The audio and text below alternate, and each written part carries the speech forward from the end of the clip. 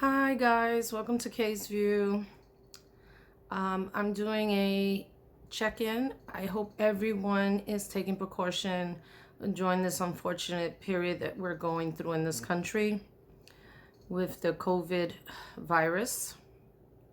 And definitely everyone needs to do a mental health check with people who suffer from anxiety, depression. They need to do check-in on any elderly people who are high risk.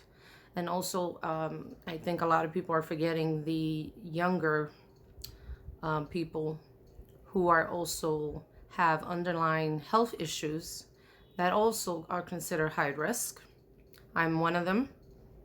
Cannot afford to get this. Even though I feel like I have a mild cold, but I've been monitoring myself and taking as much precautions as possible. Don't have the luxury of having someone be provided a grocery list and money and have them shop for me. So I did step out today for some grocery shopping, but I did have a mask on and some gloves. I made sure of that. I didn't touch anyone, and I immediately disregarded my threw out my gloves, washed my hands on top of that, and sanitized my anything that I touched that was on me. But I just wanted to drop in really quickly and see how you guys are doing in the city and state you're in. I'm in New York City. We are waiting to see if we're actually being asked to do the 14-day quarantine indoors. Being 2 weeks inside of your home, as you can imagine, can have a lot of effects. You start getting cabin fever. Today was nice to at least get out a little bit. Even though I don't think a lot of people recognize me because I had a cap on, a mask. So it was like, I don't know. It was kind of nice not to be stopped. So, and spoken to, except for the food chain that I go to usually. They recognize me there. But anyway, like I was sharing with someone today, it could be a little nerve-wracking. I've been anxious for a couple of days. I didn't sleep well yesterday, and I think anybody with like an anxiety disorder, we start getting worried about certain things. Like the thought of me being exposed to this and having respiratory issues because of pre-existing conditions that I have, it is scary. Again, you do everything that you possibly can do. But I have to step out.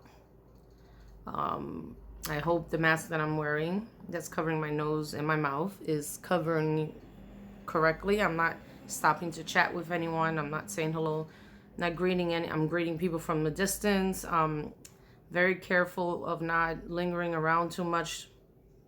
So it is scary, but again, some of us do not have the luxury of stepping out. So I know that it's nice also to check on your elderly neighbors. I'm sure someone has elderly neighbors. They live by themselves. Try to, give them a knock at their door to see if they need anything. I mean, cover your face, of course, and your hands so they won't be too concerned. And see if they need anything from the store if you're running around. Because I would actually love to have that myself. Someone knocking at the door, see if I need anything. Physically it's very hard for me to carry a certain amount of weight for my knees and my back, my whole body. So it would be nice not to be out there. Even though healthy people are unfortunately catching it, according to what I'm hearing in the news. But all in all, this is just a reminder and doing a quick mental health check on everyone that's following me and supports me. I do wish you well. Please be safe. I'm trying not to make this too long, but please be safe. Try your best to avoid going outside if necessary. If you have someone to offer you something and to go to the grocery store for you. Give them a grocery list, cash, money, whatever, someone you can trust, and let them drop it off in front of your door. You don't need to make contact if you don't want to, which is fine. Just say, hey, it's in front of your door. Little simple gestures like that, you know, it really does go a long way. So just keep that in mind. Your elderly people and young people that you know, younger people that you know, that, again, like, I may not look it, but, you know, I'm considered high risk. I cannot afford to catch this virus. So it has been making me very anxious at the thought of the little sniffles that I have is either cold or my allergies. It's similar sniffles that I had last month, so that's what I'm thinking. But just hoping for the best. Again, be safe. Try to help out your community. If you out and about and you're wearing protective gear, please, like I said, reach out to people that you know that might be limited physically, and even anybody that's depressed.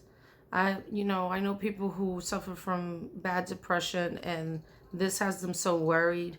You know, it eases them a little bit, the blow and the worry, if someone is there to help them, you know, either pick something at the store and drop off anything, or if you have the luxury financially, you know, order food for them online. Let someone else deliver it.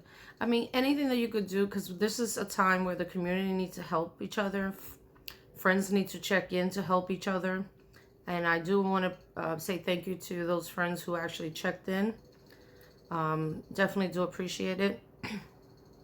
To see how I'm doing. Yes, I'm taking precaution as much as I can. You know, I do not have a husband, a spouse, or anyone that, you know, can go to the store for me. I wish I could have that luxury, but I don't. So I have to go out there in the battlefield, as they say, and take a risk and do what I can. You know, so please, guys, check in on your neighbors, check in on your friends that you know that may need some emotional support during this time. Check in on your elderly neighbors. I know it's very depressing to keep track of all this on the news, but do keep track of it, but to a certain extent. Don't overwhelm yourself. Today I had to take a break from reading all these updates because it was overwhelming me and really getting me very anxious. So I took a break from that. So guys, once again, please check in with me. Let me know if everything is going well and what's the status in the state or city or country that you're in. I'm curious. Okay. And definitely take care of your children. Those with children, I think the kids need to stay indoors if possible. Schools are closed in New York City. We're waiting, again, anytime to be told they're going to do a mandatory 14-day quarantine for people to stay in. Of course, those who are, you know, in healthcare profession or any field that's necessary for them to step out, they will. Not everyone has the luxury of staying home. So it's going to be very difficult to freeze New York City. It's going to be very difficult. But we're hanging in there. We're a tough city. You know, we're survivors of 9/11. We went through that. We're going to go through this. Just, again, it's a time for us to support each other, be kind to one another, reach out to see if someone needs something. Please. And remember, it doesn't cost a thing to be nice, you know? Okay? Be kind to one another and stay safe.